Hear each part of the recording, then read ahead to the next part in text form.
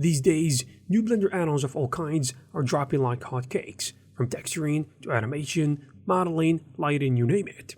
So we're gonna take a look at them and hopefully you might find something really interesting. Before we continue, I want to let you guys know that Superhive is having a summer sale with 25% off thousands of products, and if you don't know where to start, I have in the description of this video some of the best add-ons and courses out there. Without further ado, let's jump right into it. We're gonna start with this new add-on by Lazy3D called Metalworks, and the core purpose behind this one is to simplify the creation of realistic metal materials, which a lot of us use on a daily basis. So you basically get a library full of edge wear masks, paint damage, rust, dirt, paint bumps, you name it. You also get some sort of layering system to stack materials and masks on top of each other, and also every and each layer is fully customizable to fit your needs. And if this is not enough, you can also manually paint each layer wherever you want it on the model, with of course some settings to tweak your hand-painted results. And the best part is, every mask and material has a preview thumbnail. And I personally think this should be a default practice in all different add-ons. And after you have finished making the metal shader, you get the option to bake it to 24K resolution, so you can later export the model with its materials to other software easily. And this add-on honestly feels like Adobe Substance Painter, but with a Blender UI, except that it is something that can make things really fast. There is also a new add-on called Adaptive Auto Skinning, and this one is here to hopefully replace Blender's old technique for voxel skinning. So on the fly, you can skin the whole character in one go, without needing any weight painting problems and errors. The add-on also can handle multiple meshes at once, and even messy topology. In addition, it provides you with the multicolor weight overlay, which basically shows every bones area at once, each with different color. You can also live white paint on the multicolor overlay. Overall, this add-on, as you can imagine, can save you a lot of time, especially if you're someone who does white painting and rigging on a daily basis. In a similar vein, and still with weight painting, you've got Smooth Weights. This add-on is here to help you fix annoying problems that come with Blender's automatic weight painting, in addition to other small things. So, you basically get a brush that lets you paint the area with a problem and it will fix it for you. I mean things whether it be a surface problem, vertex volume problem, or even unjoined islands, and it can handle it smoothly as you can see here. And if you don't want to paint manually with the brush tool, the add-on actually provides you with a powerful flat smoothing system, which tries to fix the problem automatically for you. On top of that, you get the option to enable symmetry, which is really useful to be honest. The next add-on is called Metahuman Facial Rig Transfer. This one actually comes with two main tools, Auto Retopology and Auto Rigging, and the add-on can handle humans and creatures, or basically anything with a face. Under the hood, it uses an Unreal Engine Metahuman rig and some other features, but the good part is, you don't need an Epic account or anything to run the add-on. The rig is already baked into the add-on itself. Even your character topology doesn't really need to match Metahuman topology, since the add-on provides you with a Metahuman character head cage to easily shrink wrap it into your character's head.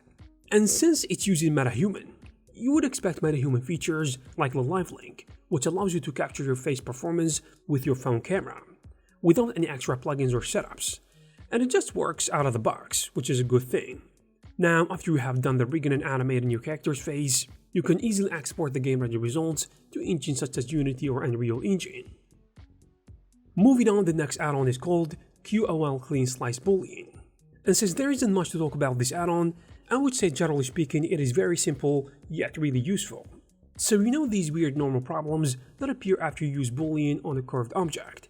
Even though the topology is clean, you still get this problem.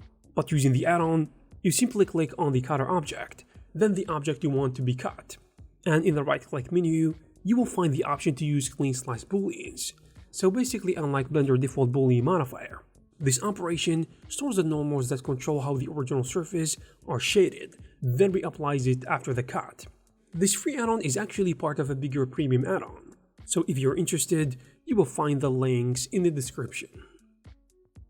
Another really interesting add-on is called Secondnature, and this one is here to solve a problem that many of us faced during animating a character, which is the secondary movement of the character accessories, like the backpack for example. So this tool is here to automate this problem. You simply set the extreme vertical and horizontal pose, and then the add-on handles the rest. So you don't need to keyframe your secondary motion each frame. The add-on offers a non-destructive workflow and supports multiple rigs, which is a great thing. In case you have lots of characters for animation, I highly recommend this one. Next we have an add-on called Lattice Deform, which is basically like a lattice modifier but 100 times more advanced, because it offers 14 different procedural deformers, mirror editing, and a sculpt brush. Yes, you can sculpt the lattice points now. And the best part is that all of these changes are completely non-destructive. And also getting started is simple. You select your objects and then set the amount of points that you want in the lattice on each axis, and hit generate. And like that, you're ready to deform your objects, bend, stretch, squash, pinch, bold, you name it. On top of that, the add-on offers several options for customizing the lattice's appearance, along with mirroring features and plenty of other useful tools that can speed up the work. Another cool add-on is called Ocean Painter. This will let you build a photorealistic ocean, as you can see here, and it does this using a really powerful layering system. So first of all, you got waves, foam, and caustics, in addition to other things, and everything is controlled via masks. So let's say you just painted the wave mask and you want to add foam to the same spot. No problem. You've got tools like reuse mask, add randomness to the mask, and so on. And the water material is really customizable. But just like any other material, you got some tiling. And you know, tiling kills realism. So the developer of this add-on actually thought of that, and added a bunch of strong delighting tools to fix this problem. There's also a preview mode that extremely bumps up the performance in the viewport, which is a great thing. Next up, let's talk about Realscatter, which brings a scattering system that works surprisingly well, especially on deforming and animated objects. So you basically select one or more objects to scatter on, and then you've got 4 different options to control where the objects scatter. You can simply just use vertex groups and paint whatever you want your instance is, or you can use a texture like a noise, wave, or any image texture you have. And the third way, which is the most really interesting one so far, is that you can easily use your object geometry information to scatter the instances. For example, you can use the normals, height, edge angle, or even the cavity information, which is really powerful to be honest. Using geometry information data allows you to create effects like this one, for example, where each bug is moving around the geometry facing forward. You see, before this, creating such complex effects was possible using geometry node setups, but with this add-on, you can just do it simply and on the fly. Next up is Smartundo Plus. The feature this add-on provides is really powerful, and I wonder why Blender does not have this by default. So let's say you change something in your scene, maybe the tiling, and then you started working on the rest of the scene. Just now, you noticed the first lighting setup was kinda better. But what do you do in this case? You cannot just Ctrl-Z everything, right? So here is where this add-on steps in. You simply select the lights and press Ctrl-Alt-Z. Basically, this only undo the light changes which happen to the selected light, which is extremely powerful in my opinion. And of course, you can Ctrl-Alt-Shift-Z to redo the selected object or objects.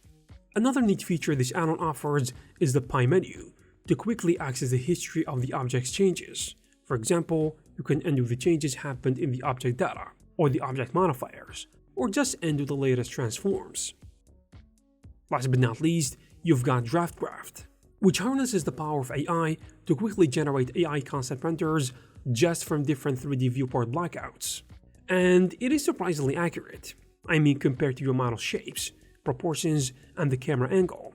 And this is thanks to the depth map extracted from your scene. And the best part is, it works completely locally on your machine. And if you don't like the result you got, you can just iterate the prompt and generate it again. And you don't have to deal with subscriptions or any credit systems by the way, because everything runs on your GPU locally. One thing to keep in mind though is that the add-on only works on Windows with an RTX GPU. And there you have it guys. If you like these add-ons, you will find all the necessary links in the description. Thank you guys very much for watching, and subscribe to this channel to receive more videos like this. Thank you again, and I will see you in the next one.